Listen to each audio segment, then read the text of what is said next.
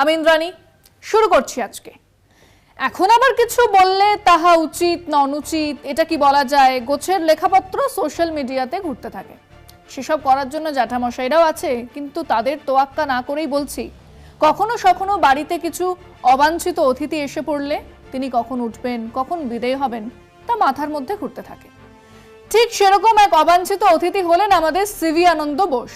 রাজ্য সরকারের যে দল আছে, এমনকি বিরোধী দলনেতাও শুনেছি অপেক্ষায় আছেন এই রাজ্যপাল কবে বিদায় হবেন।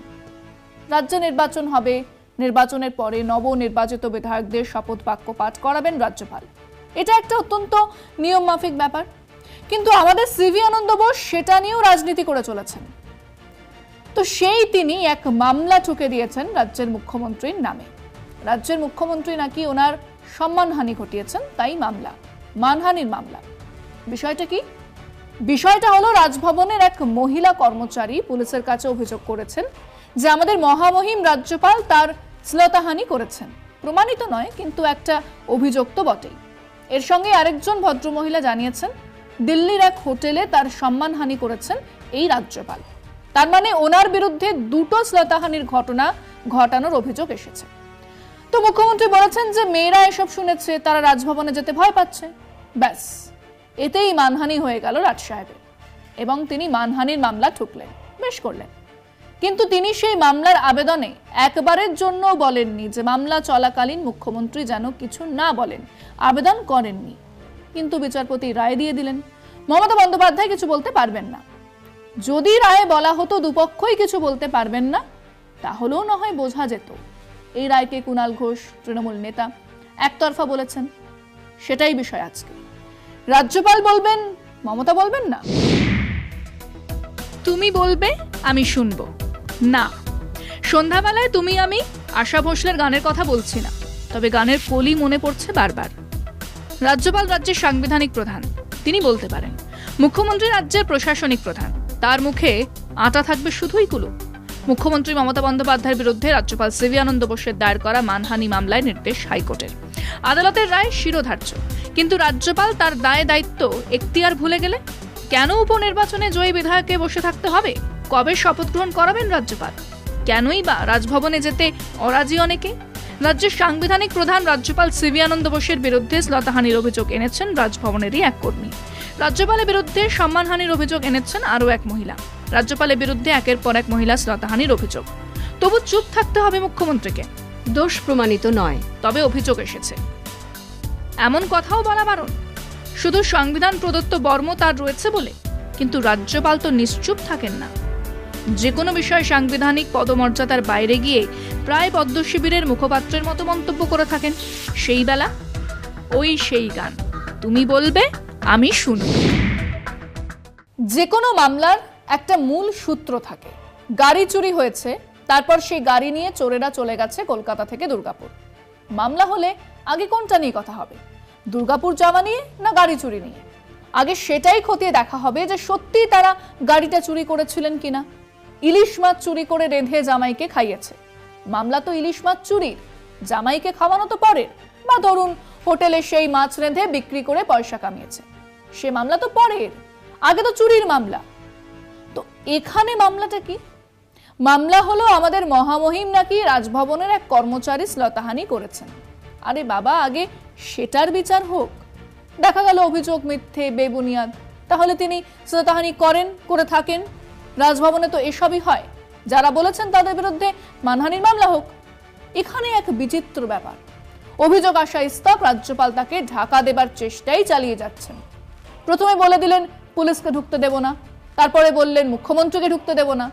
তারপরে এই প্রসঙ্গে মুখ্যমন্ত্রী কেবল বলেছেন যে ওনাকে কেউ কেউ জানিয়েছেন রাজভবনে যেতে তাদের ভয় লাগছে, উনি কেবল সেই কথাটা বলেছেন, তার জন্য মানহানির মামলা।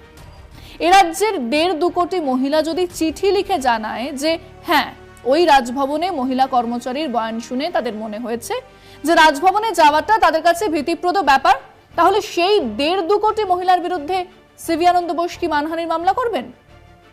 আমরা সেই প্রশ্নটাই আমাদের দর্শকদের কাছে রেখেছিলাম যে মানুষ তো কোনো এক বিশেষ জায়গায় বিশেষ মানুষের নামে শ্লীলতাহানির অভিযোগ শুনে যদি সেই জায়গা বা সেই মানুষটাকে নিয়ে নিজের মতামত তৈরি করেন, বলেন যে না বাবা রাজভবনে যাব না, তাহলে কি সেটা অন্যায়?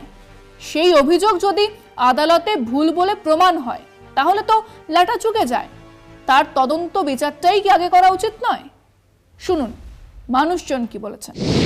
বিশেষ করে যারা রাষ্ট্রের একটা সম্মানের জায়গায় রয়েছে তাদের বিরুদ্ধে যে অভিযোগ রয়েছে সেগুলি বিচার ব্যবস্থায় গেলে যত দ্রুত সম্ভব এই বিচার ব্যবস্থা প্রক্রিয়া সুসম্পন্ন করলে এবং মানুষের কাছে বিচার চলে এলে পরিষ্কার পরিচ্ছন্ন ভাবমূর্তি এইসব ব্যক্তিবর্গের প্রতি মানুষের পোষণ করা সম্ভব হবে। অভিযোগ একটা উঠেছে, তখন উচিত ছিল রাজ্যপাল তার পদ থেকে মানে ফর দি টাইম বিং সরে যাওয়া এবং এই অভিযোগ থেকে ফিরে আসা বিচারের মাধ্যমে, তারপরে উনি এটা ভাবতে পারতেন।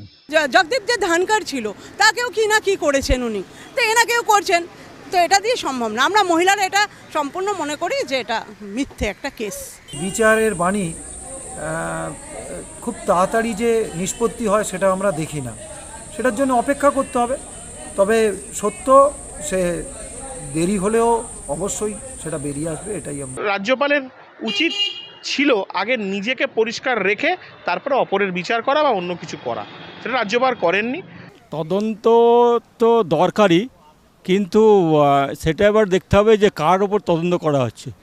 আমি যদি বলি যে যার ওপর আমি বিশ্বাস করি তার বিরুদ্ধে আমি যদি অভিযোগ নিয়ে আসি তাহলে সেটাও একটা ব্যাপার আছে, ভাবতে হবে। তদন্ত আগে হলে তবে তো সম্পর্করা যেটা যে উদ্দেশ্য নিয়ে করেছে সেটা শেষ হয়ে যায়, বিচার ব্যবস্থা স্থগিত হয়ে যায় এবং মানুষ সেটা হচ্ছে সেখান থেকে তার বিরত থাকবে। বিচারটা হওয়া উচিত, আগে তদন্ত হওয়া উচিত, আগে প্রকৃত সত্যটা সামনে আসার দরকার, তারপরেই একজন মানুষের ওপর শ্লীলতাহানির কেসের আরোপ দেওয়া উচিত। আমার মনে হয় একটা নিরপেক্ষ তদন্ত হওয়া উচিত, কারণ আজকের দিনে এই ভারতবর্ষে নিরপেক্ষ তদন্ত বলতে কি সত্যি কিছু হয় বা সত্যি কিছু আছে?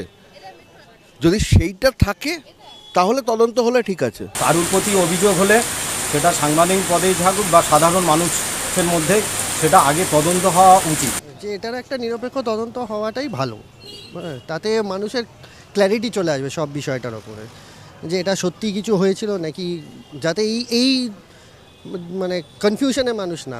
অভিযোগ যেহেতু উঠেছে তার বিচার হওয়াটা অবশ্যই প্রয়োজন, কিন্তু শুধুমাত্র অভিযোগই উঠেছে, এখনো তো বিচার হয়নি, তাই বিচার বিবেচকই। বিচার ব্যবস্থা সবার ঊর্ধ্বে, বিচারপতির রায়কে প্রভাবিত করার কোনো ইচ্ছেই আমাদের নেই, কিন্তু সেই বিচার যদি আমাদের মগজেই না ঢোকে, সেই বিচার যদি হিংটিং ছট প্রশ্নের জন্ম দেয়, তাহলে তা নিয়ে প্রশ্ন উঠবে বই কি। একজন নিয়োজিত সাংবিধানিক প্রধান যা ইচ্ছে খুশি বলবেন, যা ইচ্ছে খুশি করবেন, আর একজন নির্বাচিত মুখ্যমন্ত্রী কথাও বলতে পারবেন না, এ আবার কেমন ধারা বিচার? আজকে পর্যন্তই। দেখতে থাকুন কলকাতা টিভি, রাত দিন 7 দিন।